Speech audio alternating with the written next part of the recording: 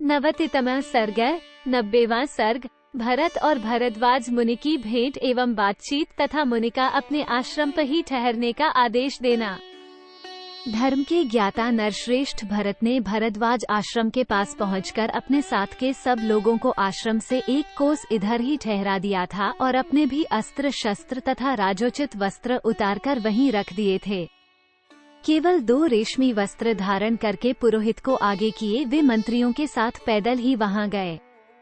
1-2 आश्रम में प्रवेश करके जहां दूर से ही मुनि व भरद्वाज का दर्शन होने लगा, वहीं उन्होंने उन मंत्रियों को खड़ा कर दिया और पुरोहित वशिष्ठ जी को आगे करके वे पीछे पीछे ऋषि के पास गए। 3 महर्षि वशिष्ठ को देखते ही महातपस्वी भरद्वाज आसन से उठ खड़े हुए और शिष्यों से शीघ्रता पूर्वक अर्घ्य ले आने को कहा। 4 फिर वे वशिष्ठ से मिले। तत्पश्चात भरत ने उनके चरणों में प्रणाम किया।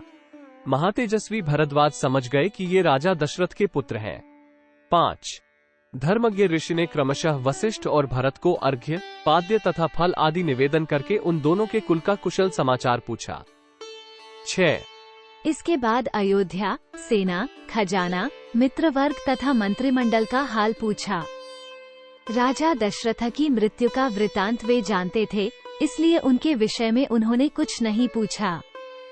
7 वशिष्ठ और भरत ने भी महर्षि के शरीर, अग्निहोत्र, शिष्यवर्ग, पेड़ पत्ते तथा मृग पक्षी आदि का कुशल समाचार पूछा।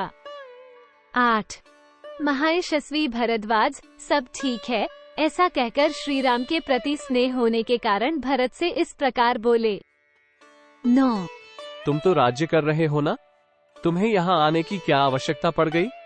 ये सब मुझे बताओ, क्योंकि मेरा मन तुम्हारी ओर से शुद्ध नहीं हो रहा है, मेरा विश्वास तुम पर नहीं जमता है। 10 जो शत्रुओं का नाश करने वाला है, जिस आनंदवर्धक पुत्र को कौशल्या ने जन्म दिया है तथा तुम्हारे पिता ने स्त्री के कारण जिस महायशस्वी पुत्र को 14 वर्षों तक वन में रहने की आज्ञा देकर उसे भाई और पंती के साथ दीर्घ काल के लिए वन में भेज दिया है, उस निरपराध श्री राम और उसके छोटे भाई लक्ष्मण का तुम अकंटक राज्य भोगने की इच्छा से कोई अनिष्ट तो नहीं करना चाहते हो? 11-13 भरद्वाज जी के ऐसा कहने पर दुख के कारण भरत की आंखें डबडबा आईं। वे लड़खड़ाती हुई वाणी में उनसे इस प्रकार बोले। 14 भगवान, यदि आप पूज्यपाद महर्षि भी मुझे ऐसा समझते हैं, तब तो मैं हर तरह से मारा गया।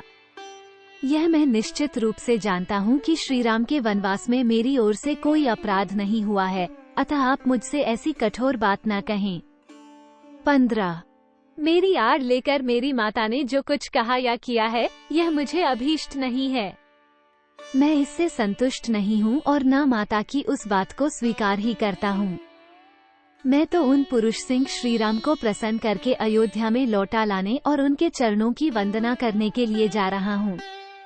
17 इसी उद्देश्य से मैं यहाँ आया हूँ, ऐसा समझकर आपको मुझ पर कृपा करनी चाहिए। भगवान, आप मुझे बताइए कि इस समय महाराज श्री राम कहाँ हैं? 18 इसके बाद वशिष्ठ आदि ऋत्विजों ने भी यह प्रार्थना की कि भरत का कोई अपराध नहीं है, आप इन पर प्रसन्न हो।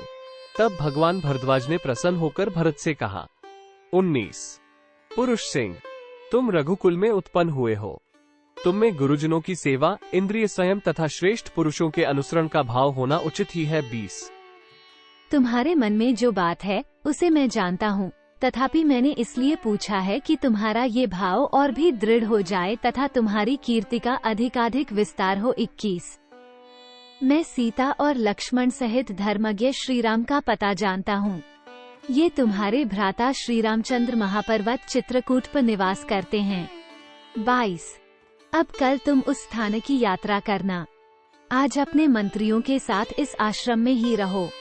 महाबुद्धिमान भरत, तुम मेरी इस अभीष्ट वस्तु को देने में समर्थ हो, अतः मेरी यह अभिलाषा पूर्ण करो।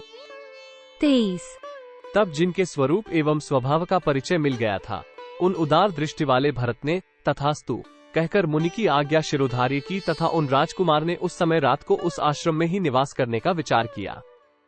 24 इत्यार्षे श्रीमद् रामायणे वाल्मीकि आदि काव्ये अयोध्या कांडे 90तमः सर्ग।